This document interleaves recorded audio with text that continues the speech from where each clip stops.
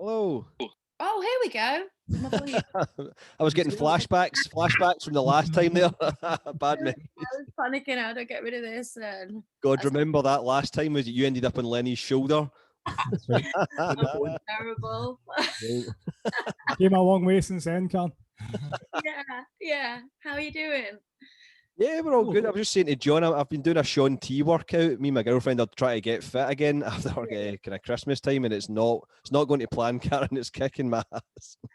I know. I was like really into exercise a few months ago, and then I got really poorly, and I've just lost the love. So I just need to get back on it and do it again. But once you get back into it, you get the routine going. It gets quite good again. But it's just getting that routine started, isn't it? I know. Once you're on it, it's great. It's just that first workout. It's like the killer. I've been doing some mobilization stuff recently, so I'm doing this thing online, but it's called mobilization, but it's pretty much just another word for torture. So it's like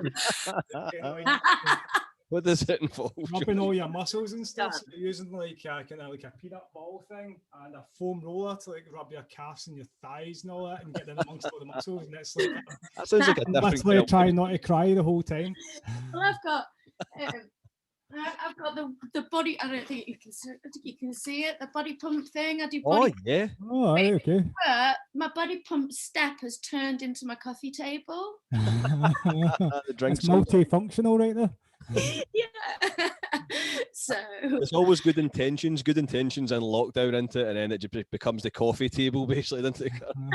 Yeah, I mean, do you know what? It has had some good use, so it's all good. Paul, I see you've got your light. Got mine. Oh representing the headphones. John, you feeling left out? I'm left out here, totally left out. I really need to send you one. Oh, I need to get it. Right. You get the pom-poms as well, Karen, or I certainly do. Yes. They've just been waiting to come out again. Because you couldn't even see them last time because I was on like a tiny thing. So here they are. No one, unless they've seen the previous show, will know what the hell I'm on about with these.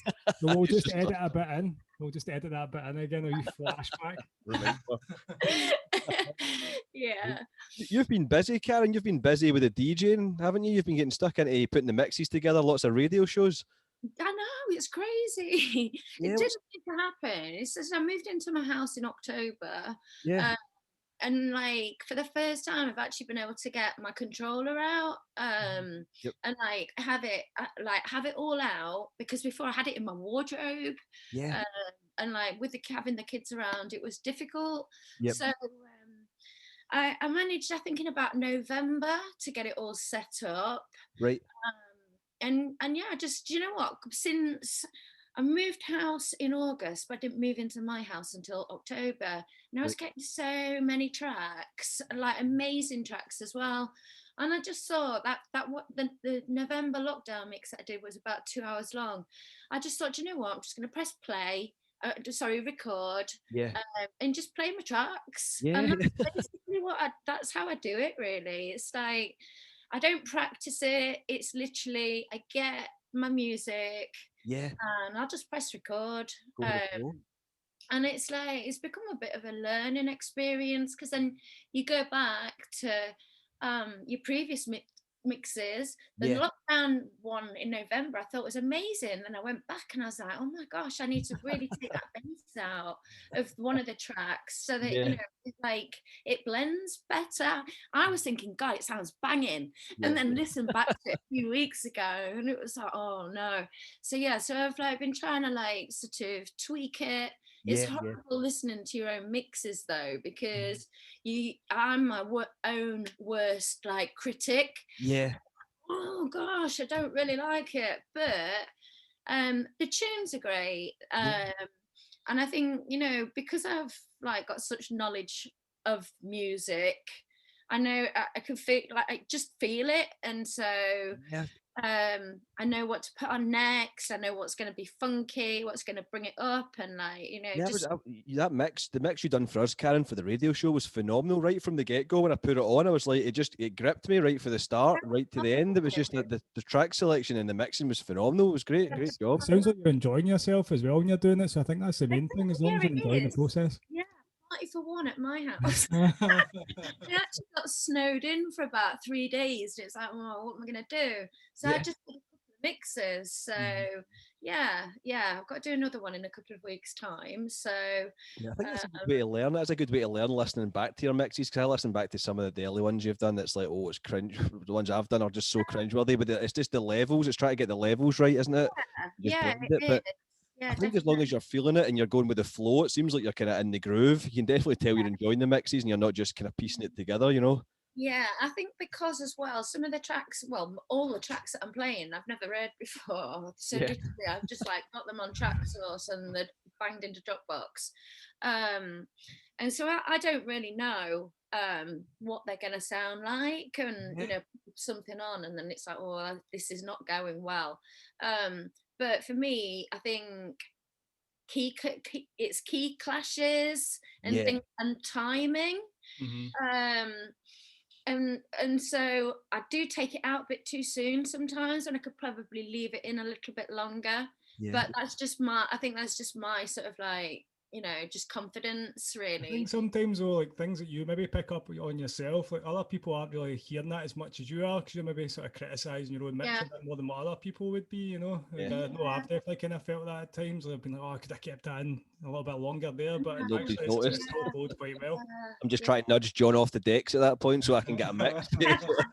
You leaving that in, John? Or are you going to let me on for a mix? A quick bit of filter action on that, and then we're good to go. Honestly, Karen, he's always hogging those decks. I'm kind of glad we're on lockdown now, so I can get rid of him for a bit. Get hold of the decks. Have you seen each other since lockdown? We still on Zoom. We got one gig, Karen, in the Ivy in Glasgow. We got a gig, and that was it, wasn't it, John? That's been a lot. 5 hours on the decks wearing masks the whole time. It was really surreal. Yeah. I know. I wasn't expecting to be at this stage. It's my birthday just that weekend, and I was not expecting a lockdown birthday, Karen, I must say. But here we are into 2021. We're still in this madness. I know, it's crazy, isn't it? You've been keeping really busy though, Karen. I see you doing a lot with Lenny. The stuff that you guys are pushing is phenomenal with the Karmic Power Records, the interviews. Do you sleep, Karen? I don't think you actually ever sleep, do you? Do you know what? My sleep patterns are all over the place because Lenny's 5 hours behind. Yeah. I get a lie-in. That's so the time zones. Yeah, it is. It's like it can be a lot of hard work. Yeah. Sometimes it's busy. It's just, I think because we've been literally packing like the itinerary for guests. We're right now into July. Right. And there's just no stopping Lenny. I know. We can totally relate to it. The work that goes in behind it is pretty intense. You know, I think if me and John do it as a bit of a duo, you and Lenny do it as a duo, it makes a real difference. Trying to take that on your own must be insane. Well, we've got Manuel as well, who does all like the technical things and like the flyers and all right. And everything like that. He puts it all on YouTube. So there's 3 of us. Okay. Right. But yeah, it can be very busy. So it's just trying to keep up with it. And then like 2 days before, it's like, have you spoken to Louis Vega? Is he still going to do? No one's asked him. So, me and Paul usually have that conversation about 10 minutes beforehand. There's been some times it's just me and John sat. Just having a chat. It's just embracing Zoom, isn't it? In the midst of all this craziness, it's just trying to make something positive from it, and it's incredible what's the shows that have kind of sprung up off the back of it, you know, because it was shown that it wasn't going anywhere anytime soon. So I think everybody's embraced it and tried to create something new, and it's just created new opportunities. Yeah, I mean, we thought sort of like October last year, really. Yeah. But it's just going on and on. And yep. You know, my mum had her vaccine on Sunday. Nice. But she's got to wait another 12 weeks to have the second vaccine, and it's like, you know, they're rolling it out, but I just don't know how long it's going to go on for. And I think it's now because like True House Stories has just become something that people want to watch on a Wednesday night. It's like it's like a history lesson for people.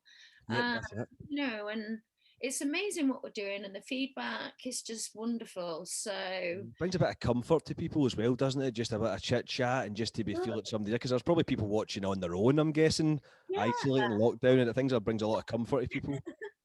Yeah, and it is, and because we've got the chat box as well where people can talk, and like, you know, it's becoming like a family. So yeah, it's lovely. I think this format's quite good as well, because it's a bit less informal than what a traditional interview might be like, you know. Absolutely. So you can actually like just have a proper conversation rather than it being quite a formal interview kind of thing. Sometimes John comes on in his pants sometimes as well, Karen. It's so informal that he'll come on in his boxers basically, and that's a hell of a sight, let me tell you that. I see the upper half right now, so you don't know what he's got. I know, you're lucky you got me out pajamas actually. There's informal, there's informal, then there's John's informal. X-rated. I like to be comfortable. I like to be comfortable when I'm interviewing. I'm worried what he's got on there now, Karen. He's actually I think you should stand up and show us. Yeah, don't stand up, John. Don't stand up. What was it that kind of inspired you then, Karen, to get into the disco and the music stuff and that then? Where was it kind of began for you then? What's kicked off this love of the disco and funky sounds? Well, do you know what? I've always been into music, right from just when I was at Comp. I was proper into U2, Simple Minds, Depeche Mode, The Cure. I like Depeche Mode because I like the electro sound.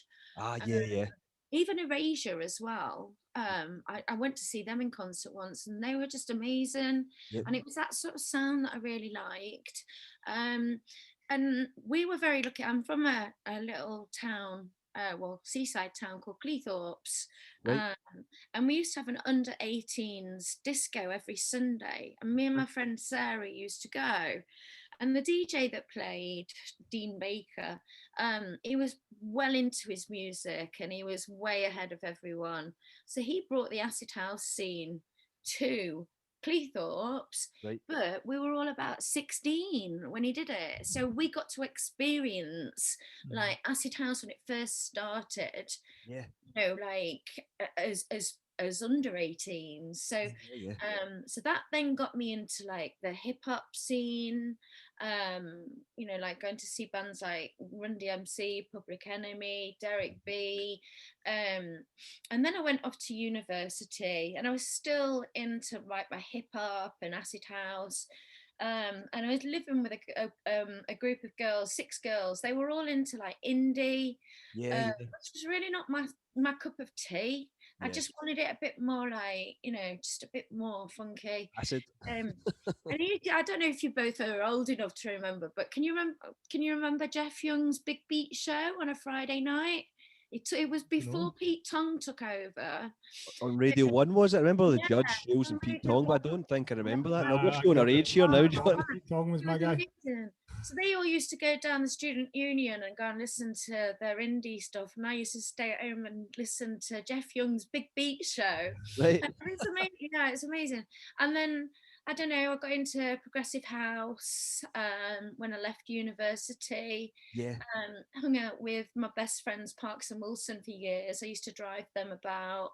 And it's just like for about, I think from about 1993 to about 2001, I was going out, but it seemed the scene seemed to be dying down a little bit.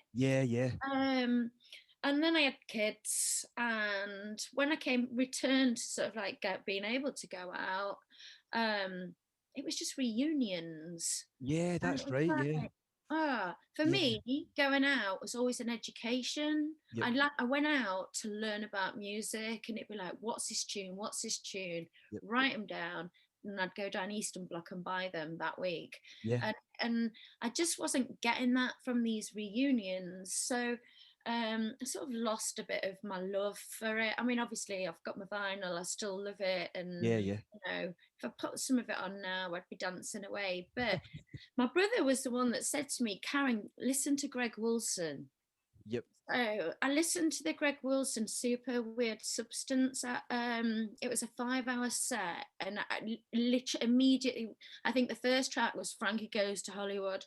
I don't know who re-edited it, but it just drew me in straight away. And then that's where I've discovered like Dr. Packer, Late Night Tough Guy. Yeah. And it was just so refreshing. It was funky. And it was amazing. And so that's how I discovered Dr. Packer, Late Night Tough Guy. And then we did a few gigs, downtown disco gigs. We had Late Night Tough Guy and Dr. Packer and Babette on for the first lineup. We had Natasha on actually for the second. Hello, Scott. Yeah. Hope you gave her plenty of drink. Oh, do you know what? We didn't have a bottle opener, so I was opening it in proper Scottish style with my teeth. That's blocking the danger there. She was like, no, you're gonna break your teeth. I'm like, I'm fine, it's fine. I'm gonna get this drink open for you. That's dedication. That is dedication right there, Karen. To keeping the DJs well oiled up. Absolutely, it was all about keeping the DJs happy.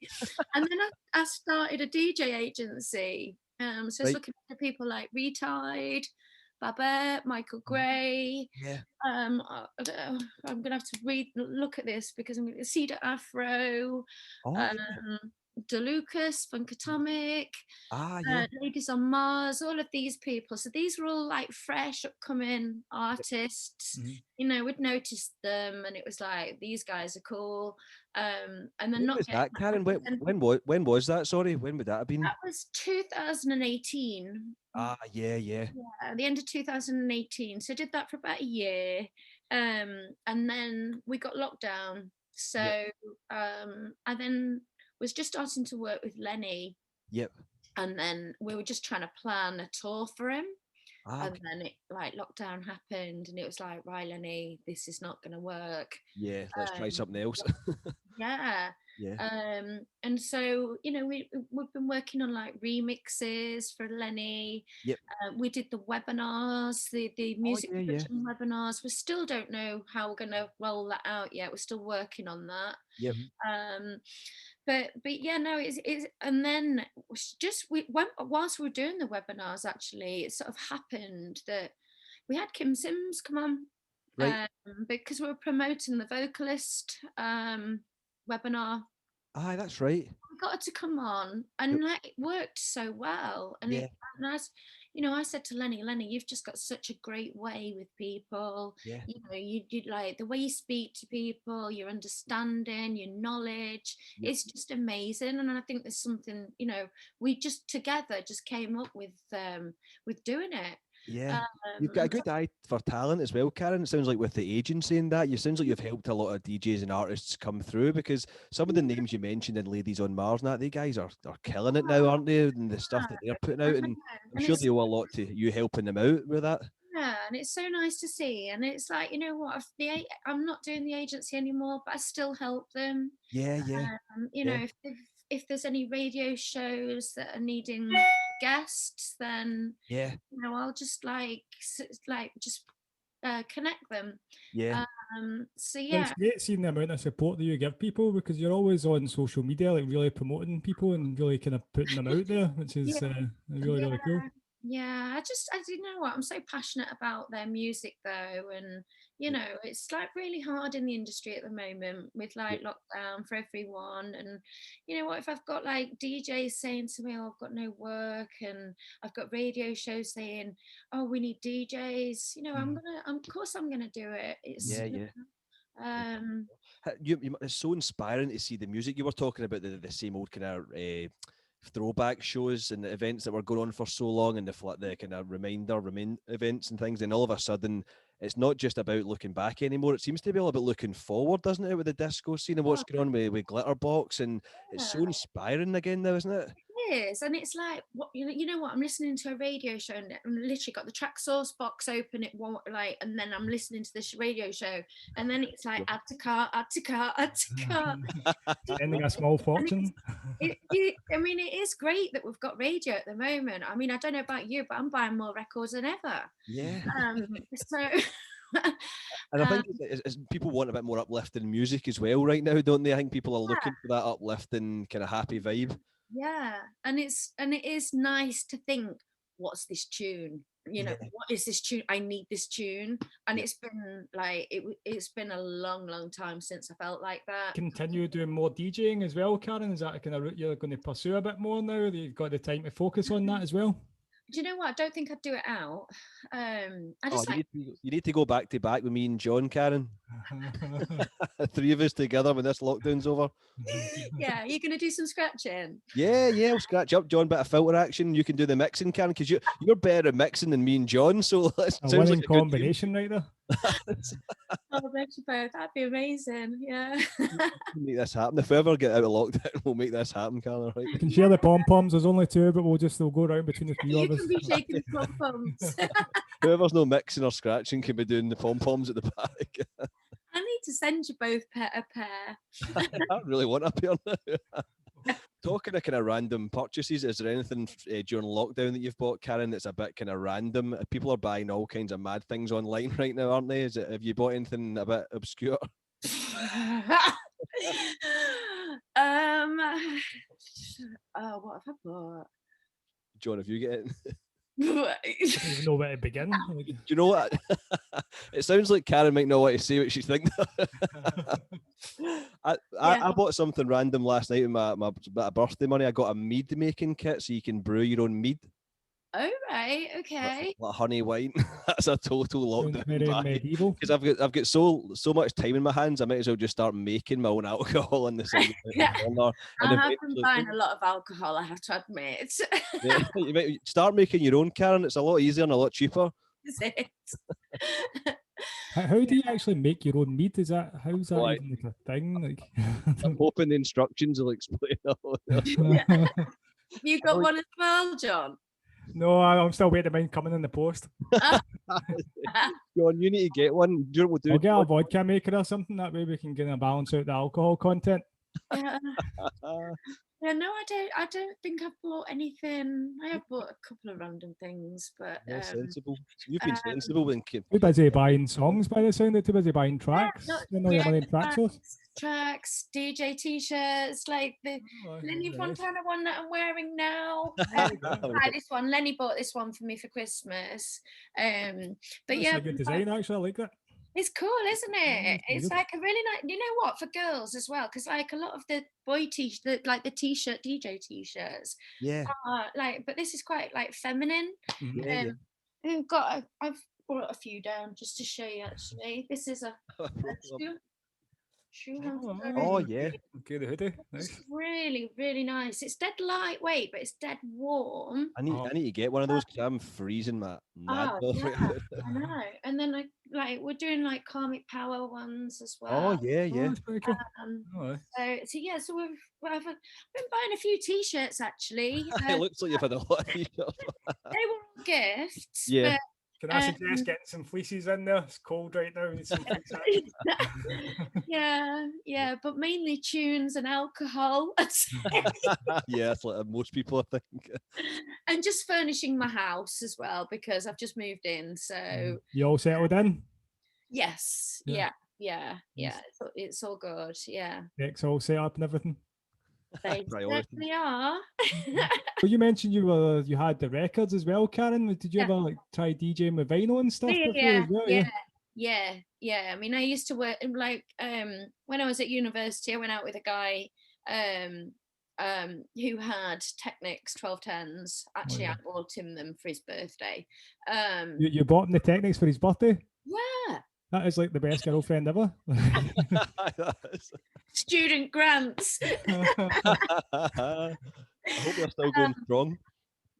Sorry? I hope they're still going strong somewhere. I'm sure they will be. Yeah, I hope so. But yeah, so anyway, I just used to, he taught me how to do it. Then he opened a record shop actually in Cleethorpes. And so we got all like when the tracks came in, we could like cherry pick the best ones. Thursday was good because the Italian delivery used to come, and it was all about Italian like progressive house back in the then the 90s. So but yeah, no, I can actually work 12/10s better than I can do the controller. It's a totally different feeling mixing with the vinyl and the controller, isn't it? Yeah, I mean, it's just that like grip on the vinyl. It's just feel like I've got more control of it, but it's just getting used to these, I guess, and like the difference. I mean, I was originally, when I bought the controller, I was gonna buy like turntables again, but I'm glad I didn't, because I would never have been able to have like embraced all the digital stuff, like disco and all the new stuff that's coming out. What are some of your prize records then, Karen? What are some of the go-to records that you've had, that you've still had, that you've probably played to the point where they're warping now at this stage? Have you got a few that are the go-to albums or the go-to records? There's a few that are old ones, Do you know Lost Tribe, Give Me a Smile? Oh yeah, I absolutely love that. Yeah. Has that had a few plays? Oh yeah. I like Black Magic, Freedom. It's actually Louis Vega. I didn't even realize it was Louis Vega's remix until Louis Vega came on True House Stories. Right. I love that track. Yeah. And, you know, like Fathers of Sound and everything like that were like tracks that I liked. Oh gosh, there's so many. Yes. No, it's difficult to choose, isn't it? Here's an even tougher question for you. What's your all-time favourite song? Oh, don't ask me that. Oh, actually, I do know that one because I answered that one the other day. It's Hall & Oates. I can't go for that. Oh, that's a great song, yeah. How good are Hall & Oates? Yeah. Everything Hall & Oates done was just phenomenal, isn't it? Yeah, and I think Late Night Tough Guy? It was Late Night Tough Guy or Dr. Packer that re-edited it, and it was just like, whoa, this is just awesome. I'm ashamed to say I don't think I've heard that, actually. I need to dig that out. Oh, yeah, it's cool. Check it out. Yeah, that was quite a quick answer. What about you, John? Have you got an all-time favourite track? What do you think? I don't know. I'm throwing that question back over. I don't know if I had to choose one. Really hard. We'll come back to I'll you. go with The Prodigy. I'll say The Prodigy. What's yours, Paul? I don't know. I probably need to say maybe something like Pink Floyd or something obscurely enough. I think maybe something like that off of like Dark Side of the Moon or something. I don't know. Probably album-wise, that would definitely be my favourite album. I think Dark Side of the Moon. Yeah, an album I do really, really like is Planet Funk. I think it's Non-Zero Sumness or something. Oh, it's an amazing album. Alex Neary. Oh gosh, it's amazing. I love the London Grammar albums as well, actually. London Grammar are superb, aren't they? Absolutely amazing. This just turned into like music lovers chat right now. I think if I was going with albums, I would probably go with the Chili's, either By the Way or Stadium Arcadium. Those are just phenomenal albums, but it's really difficult to pick just one track, isn't it? Yeah, don't you dare ask me who my favourite DJ is, because that would... Next question is... Get the t-shirt on and everything. Come back to your DJing, Karen, stuff with your DJing now. Where can people learn more about you and maybe support your pages? And what are the plans for your DJing? Just more radio guest mixes then? I think so for now. Yeah. I mean, I just do it for enjoyment. You know, it's just something to do. And like I say, just to play my new tracks. You'll find me on SoundCloud, I guess. Yeah.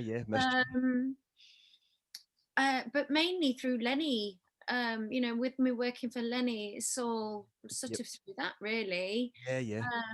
I'm just doing this as a little bit of a hobby. Yeah. Keep doing it because you're kicking ass and you're showing us all up, Karen. So you can keep doing it now. Yeah, well, it's just like, it's great having all the great tunes. I mean, I've had probably a good 100 in the last week that I really do need to like start listening to and like on. So yeah, It's hard to keep up with all the music that's coming through right now, because it's just there's so much good stuff out there right now, isn't there? Yeah. It's yeah, I mean, I'm loving the stuff that like Paul Parsons, Block and Crown are doing, Discotron. I mean, he's been a favourite of mine for years, but he's still relentlessly pushing them out. And this Rub Sound System, I don't know if you've heard of them. I'm really liking the stuff that they're doing at the moment. Right. J. Criv, The Vision. I mean, they're just like, that's phenomenal stuff from them. The album and stuff, isn't it? Just the quality is so good. Unbelievable. Yeah. But that's my kind of sort of music. And so would you not fancy like going out and maybe like, hitting the clubs like when things start opening back up again, getting a wee set here and there, Karen? I just enjoy just dancing and partying. Maybe I could do that behind the Dexter. Cracking bottles with your teeth for the DJs. Yeah, I'd only do it for Natasha. That is, of course, you never mentioned that one. No, thanks a lot for coming on, Karen, having a chat with us. We just wanted to hear more about your story and what you've been up to and how we can support and how people can learn more about what you're up to, and keep kicking ass, basically. Yeah, I mean, I'm on SoundCloud mainly. I'm on 4Play radio in March, doing a takeover set actually with my friend Waheen, who's girl called Lauren, that lives over in America, and I know her through like the disco days and the Spin City chat box. And she's amazing. So I got asked if I wanted to do a guest mix or if I wanted to do a 2-hour takeover. And so I asked Waheen if she'd do it with me, and she's done it. So that's March. I think I've got another one. Is that 4Play, Karen? Was that the 4Play radio show? Was it? Yeah, 4Play, Dan Walker. Yeah. And then the discography lessons. Right. I've also been asked to do one of those. So hopefully this weekend I'll do a mix. I'll get that mix sorted.